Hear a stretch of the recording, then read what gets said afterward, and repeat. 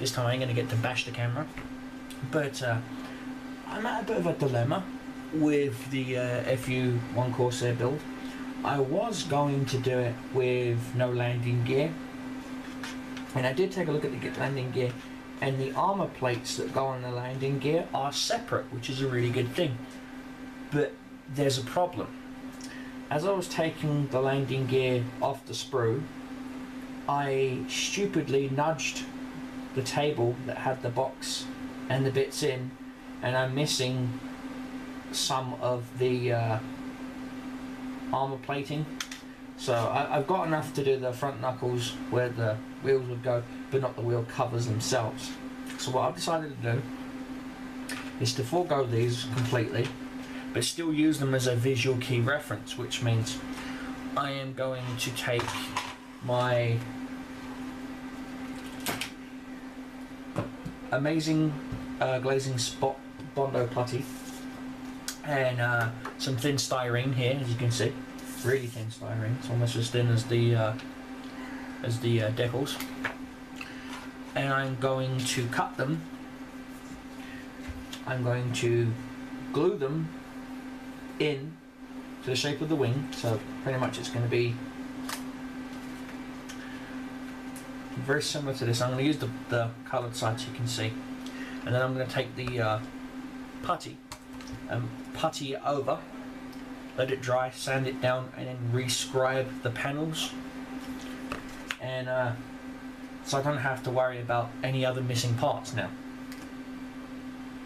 Right, with that in mind, that's what I've got to do next, and you'll see that next on the model in the next video.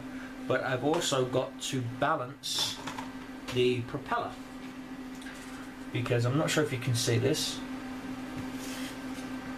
but the propeller itself, I'll bring it up to the camera, the propeller itself, the shaft is not straight, it's bent. It apparently came that way. So what I'm going to do is I'm going to be using some helping hands to hold it, to paint it, and all that fun stuff. Add the yellow tips and whatnot as you're supposed to, because they're the caution tips for the ground crew, so they don't chop a head off or a limb or whatever. And then I'm going to cut it down, because I'm just going to use this as a placeholder. I'm going to cut it down, and I'm going to get out, try and find me my micro drill bits. I do have some really tiny micro drill bits, and micro drill bit in the motor. Again, see, this is the motor. It's absolutely tiny. And micro drill bit in the motor, actually into the shaft of the propeller, and then run some wiring down the fuselage that you've seen, down the fuselage of the plane, and have it coming out at this tiny little hole right here where the rear landing wheel is supposed to be. Either there, or because I've got to deal with this mold line, or I may just have it coming, you know, off of a little dowel, not a dowel, but a brass tube, and have the plane in flight at an angle, maybe just taking off, you know, getting ready to bomb the Germans, or have it at an angle where it's, you know, being dogfighted. But then again, that also depends on whether or not if I can find a to scale bomber to go with it, which is what I want. And I mean, this is 172 scale, so I've got to try and find a 172 scale B-17, because I know testers don't do it. The only bombers testers do is the AC-130. It's not even technically a bomber, but it has been retrofitted into somewhat of a bomber. I drilled out the front, so the propeller does freely spin, as you can see. You can see how off balance it is by the way she's spinning. But that's where it's going to be. Is the motor is going to be in here, spinning the propeller. I'm just going to make sure I know the right way it's supposed to spin. And yeah, that's what I'm at right now. Again, I'm not going to do lower fuel tank or the bombs or the rockets yet. They're going to be the very last part to do. They're probably going to be in the painting section. Again, I am going to be painting this up as to the instructions. Instructions are here. They give you a choice of 3 pilots to choose from. Let's see, this is the VF-84 aircraft carrier USS Bunker Hill CV-17, flight number 157, or the Big Hog VF-17 Blackburn Irregulars, March 1944, flown by Commander Tommy Blackburn, Squadron CO, or the Lulabelle VMF-214 Black Sheep, October 1943, flown by Major Gregory Pappy Boynton, Squadron CO. So I may choose one of these 2 colour schemes, simply because they actually were flown, and I'll try and find a bomber,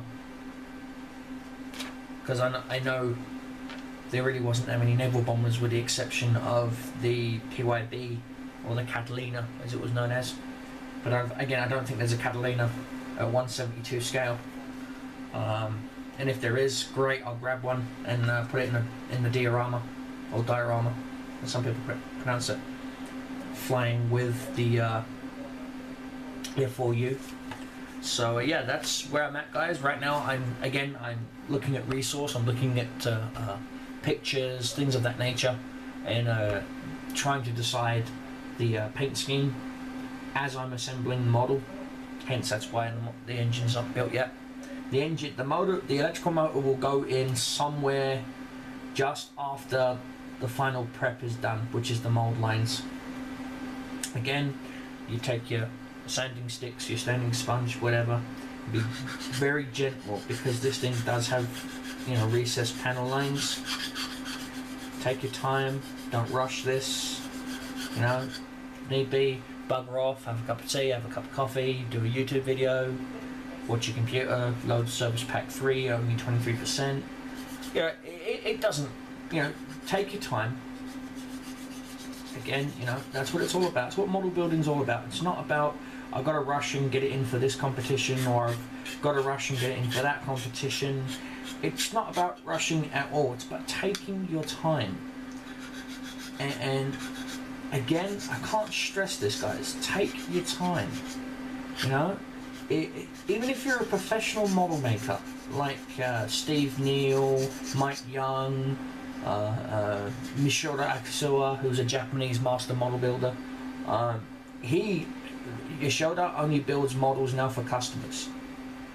He doesn't build them for himself anymore, sadly.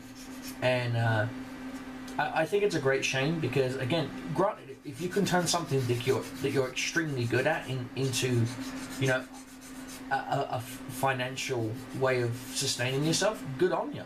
Like those companies that do the painted miniatures, Worthy Painting, sad to say they've gone belly under, but those sort of painting companies that will paint your whole army, Blue Table Painting, who's actually here in Utah, never met them. I haven't used any of their services. I don't plan to, no offense. It's just, if I'm going to take the time to invest, $4, $5, $6, $7, $8, $9, even $1,000 into an army, I'm going to take the time to sit my fat ass down, paint the goddamn miniatures, and then move on. No disrespect to any of those painting companies, no disrespect whatsoever. I've seen some of their miniatures. I have played against people that have had their miniatures painted by Blue Table Painting, and they are really nicely done. Like I said, I'm not knocking them, but personally, if you can't take the time to do what I'm doing right now, I'm sanding away a mold line that I know no one's going to see, because the wings go right underneath it. But I know. That's why I'm doing it, because I know. Again, always the feel technique. If you can feel it, keep sanding. Again, I may not do it as smooth as I would say these engine lines. But again, that's what it's all about. I mean, this model may take me a couple of months. This video series may not even get uploaded. I'm just recording this to record this. If I do decide to upload this, then great. If I don't, then great. It's all good. It's all gravy. Again, I can't stress this enough, guys. You know, this is a hobby. A hobby. Okay. If you want to go ahead and try and make a financial go at it, good on you. Enter competitions. They're strict. They're fierce, especially in Russia. Russia, for some reason, they're like, everybody there is it's like the old typical thing, you know, everyone in China knows kung fu. Well, everyone in Russia knows how to build miniatures, knows how to build models, especially tanks.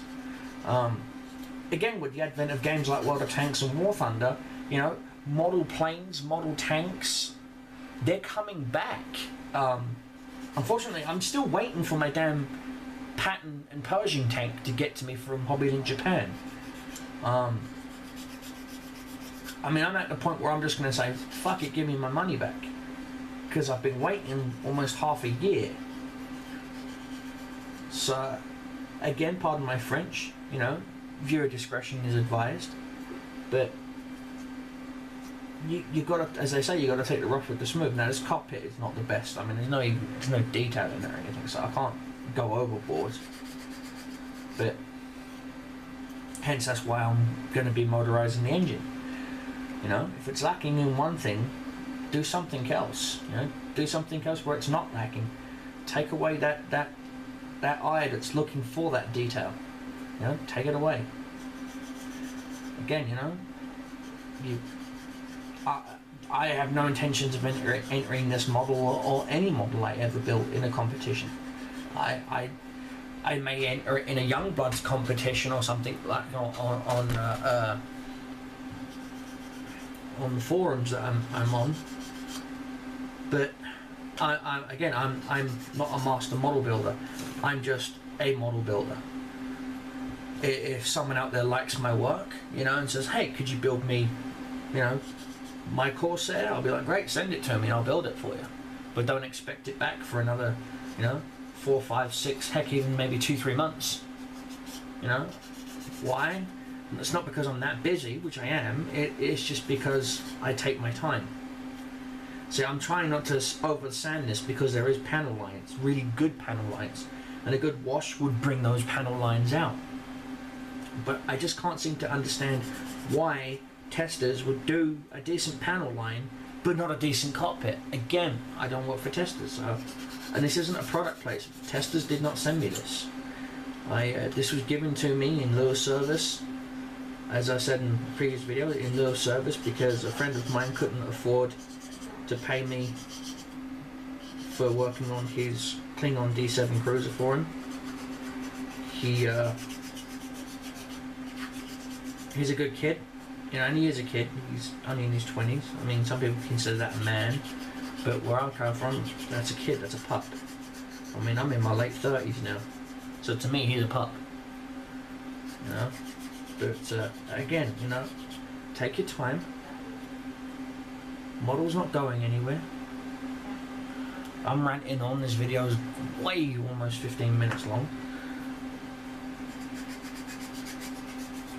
But again, you know, I like to do my videos almost there. It's just a little knuckle right here.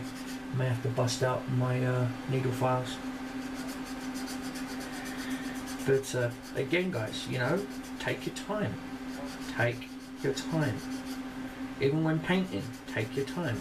I will spend a good day and a half just mixing up the right colour paints before I even put paint to model. Before I even put primer to model, I will sit down, look at colour reference photos, and think to myself, do I really want to do that? The shark teeth like that?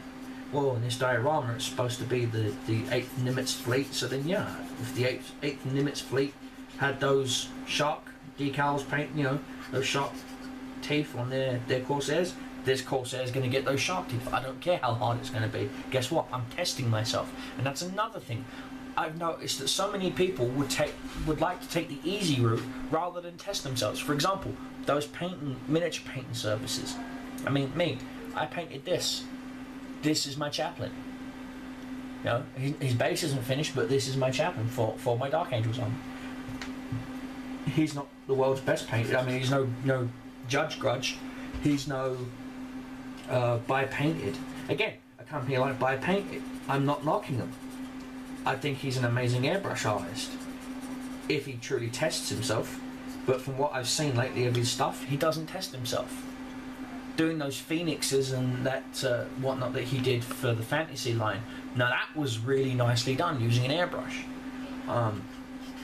But again, with the advent of airbrushing, most people who can pick up an airbrush and do, you know, one flaming skull or two flaming skulls on a car think, oh, well, I can airbrush an entire model.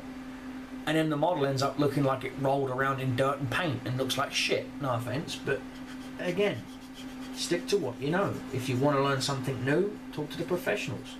Talk to the people that are already there. Ask questions. Questions are free. Plain and simple. Education is free. Again, don't even get me started on politics right now. With this whole England don't want to go to war with Syria, but yeah, like I said, politics, they can stay at the fucking door. Again, pardon my French.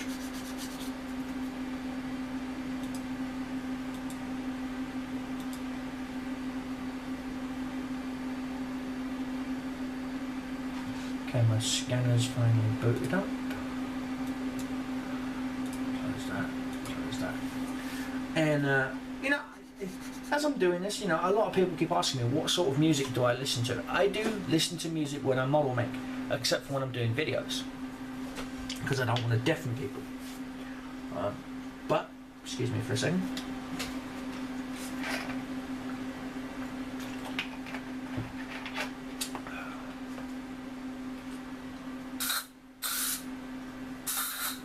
Annoying fly. Where was I? Oh yeah. When I'm doing a model without the camera on me, yeah, I'll listen to, you know, whatever music's I find liberating, uplifting, etc., etc. But there are some music that will just is a complete opposite. It will take my mind in a completely different way. It's a bit of a harsher file, as you can hear. 1 second. There we go.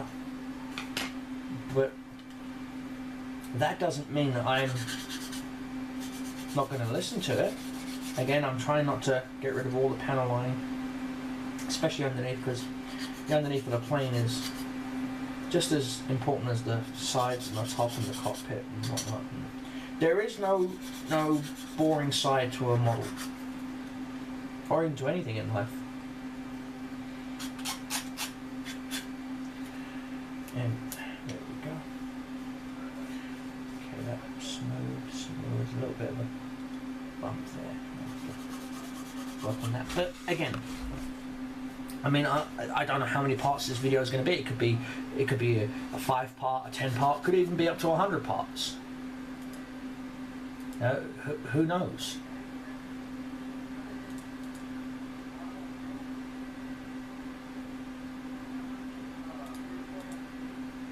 Only time will tell, you know?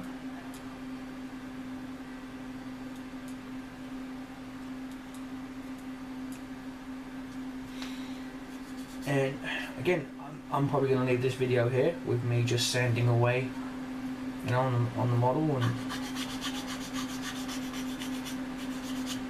the next video you may see the wings assembled with the Bondo already done on it. I don't know yet. Again, thanks for listening to the ramble part of the build. And I'm going to end this video here, guys. So yeah, see you in the next part.